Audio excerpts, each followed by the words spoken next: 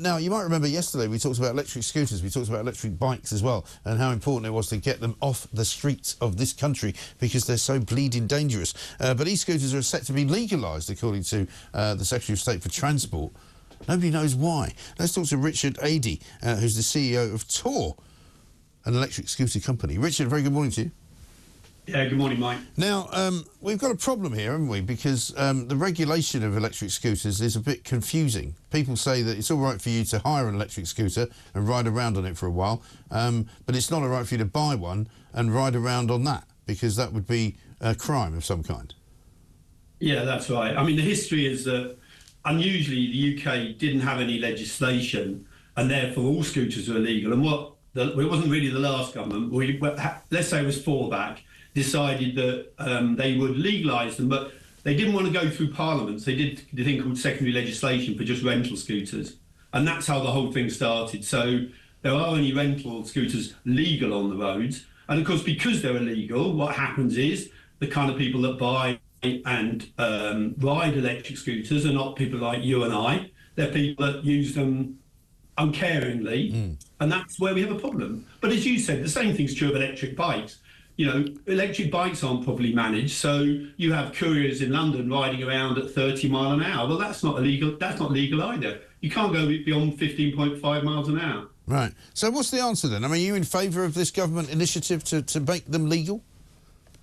Well, yeah. I mean, Louise Haigh. I mean, I thought it was great. She said it. Will she do it? I don't know. She said things like, we have to be really careful to analyse these journeys. That's always a sign to me that they're going to take a long time before they do anything. And as we know, governments are fearful of you and reaction. They're fearful of events. So I think the answer to the question is, the first question, will they do it? I'm not convinced yet. Do I think it's a good idea? Yes, of course I do, Mike. And I understand that, a lot of your people and you maybe think, it's dangerous to have these things in public places. Well, they shouldn't be riding on pavements. They shouldn't be riding in areas where lots of pedestrians are, and they shouldn't be riding fast. And that's about enforcement. But I mean, that comes on to a much bigger question about, do we have any policemen and how do we enforce things? But that's the problem, isn't it? Because at the moment there's a sense, certainly in London, I don't know what it's like in any other city, I don't go to other cities that often to see what happens, but there is a sense that there's a kind of lawlessness about London streets now, in a sense that where, there's an awful lot of crime being committed on the street, there's an awful lot of shoplifting, there's a lot of phone snatching, a lot of bag snatching, that kind of thing, and an awful lot of it is being perpetrated by people either on electric bikes or on these scooters, because they can get away very quickly. And you're right, I mean, if they all obeyed the rules and they all stayed in their lane, as it were, that would be one thing, but they don't. And I don't think there's enough police officers on the planet to police that.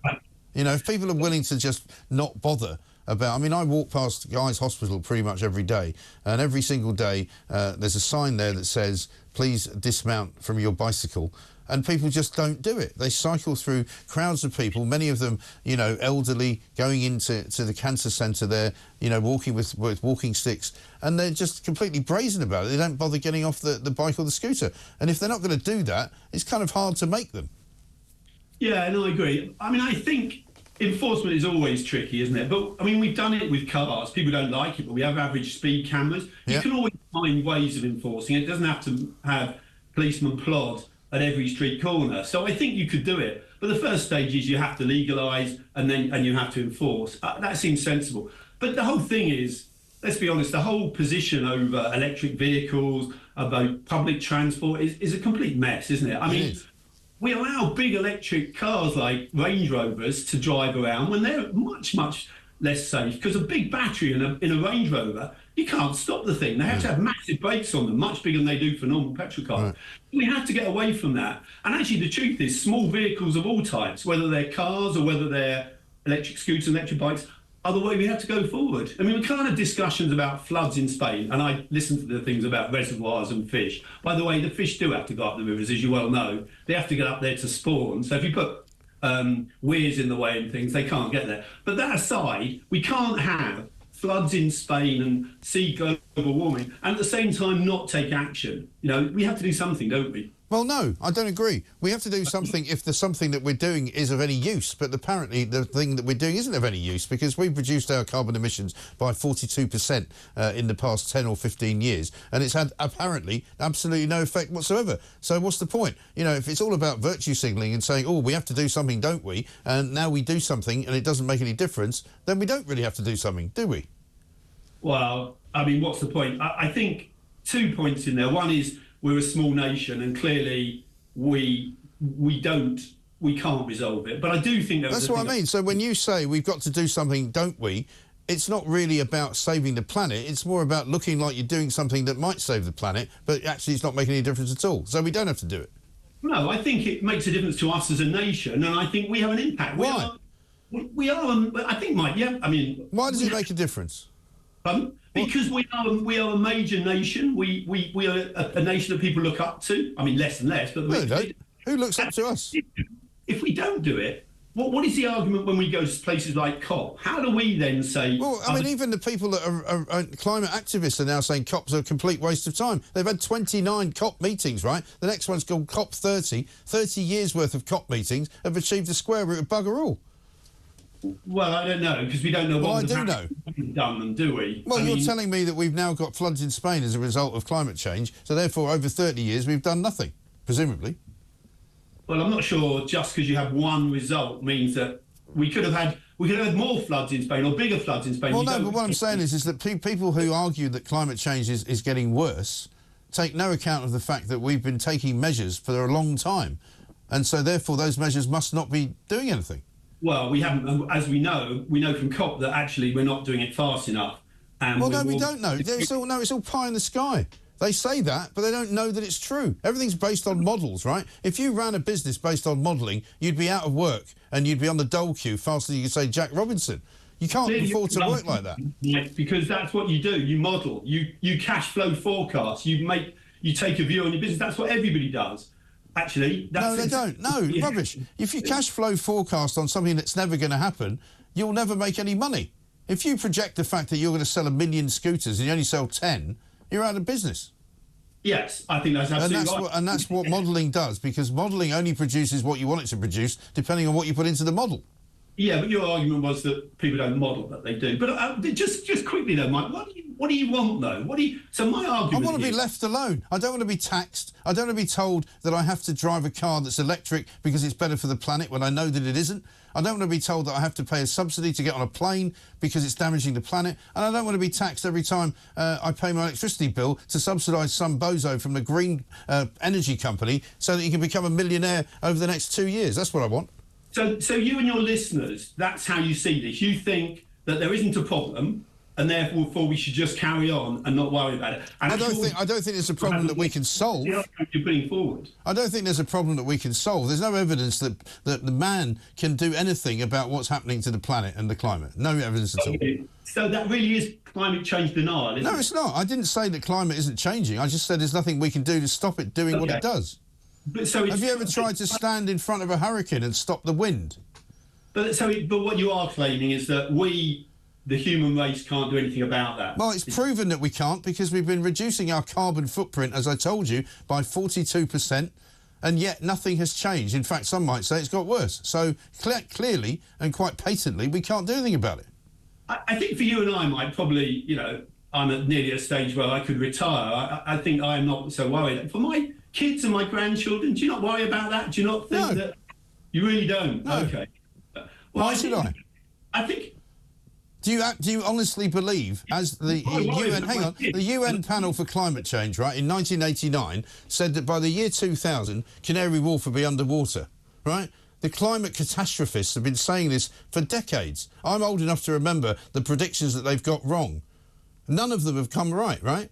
They said that, the Maldives would be underwater. The Maldives is still a very nice holiday destination. It's not underwater. The problem is with predicting, and the problem is if you don't say something significant, then you're not interested because it's not a story. And if you say something significant, it doesn't happen, then you get castigated. No, not at all. No, listen, I'm a very fair-minded man. Richard, if you can bring me some evidence of something that's about to happen as a result of me driving around in a Maserati, I'll stop driving around in a Maserati. But you won't be able to do that because you can't. So, well, I don't really know where we go with the Maserati. I'm very envious you've got one, but the point you're making here, so if you look at China, let's forget the UK, because you're right. It's a small country. My argument would be we're not going to solve the problem, but if we do it, at least we are signalling the correction. You look at virtue signalling is the word you're looking for. It's very different there, Mike. If you allow everybody to drive around in a Range Rover or a Maserati, do you not think that climate change will be really serious then? Because you have to solve the problem, and you have to build systems that do those things that other countries can do. Well, China is very, very big on going for renewable energy, but it's also very big on building coal-fired power stations. They're building thousands of them, and they continue to build them. So, you know, if China was to make a change, perhaps it might make a difference. I don't know, but they're not going to, and neither is India, and neither is America. So... Well, it's clearly America's not at the moment, is it? It's slightly unnerving. And that's really the issue we have here, isn't it? It's all about populism. That, you know, we now know 52% of the American population aren't convinced by global warming and aren't convinced that we can do anything about it.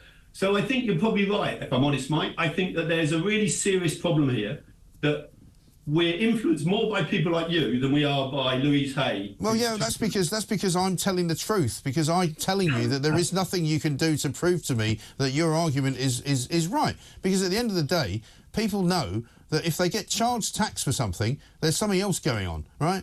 The British government taxes us for an awful lot of things and an awful lot of reasons. They make it impossible for us to lead ordinary lives without giving them loads of money. If, for example, you came to me and said, look, electric car, cheaper than a petrol car, I'd get one. If you said, you know, get a heat pump, it's cheaper, it's better, fine, I would get one. But these things are more expensive, they're not cheaper. And ordinary people are sick to death of being told they have to pay through the nose to save the planet, when they know that China, India, United States and the Middle East is doing none of that.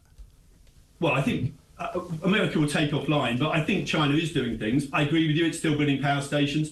But my point on that was not that they've changed, that they do have to change. And if they don't change, we've got a problem. So we have a problem, and therefore if we can influence them, we should. I think that's OK. Well, I mean, it's an interesting theory, but I'm afraid I'm not buying it. But good to talk to you, Richard. Thank you very much indeed. CEO of Tor Electric Scooter Company.